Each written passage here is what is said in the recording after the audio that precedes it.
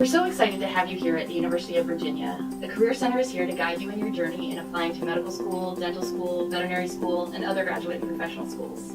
We can help you with course selection, how to gain clinical experience, application materials, mock interviews, and more. Get started on your course plan by looking through our official Pre-Health Advising page on career.virginia.edu/prehealth.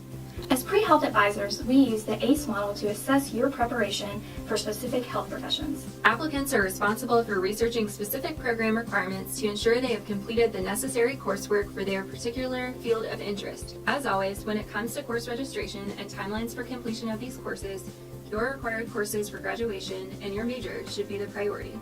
The Career Center website's ACE page also has information on how to calculate your science GPA and courses you should take specifically for your program.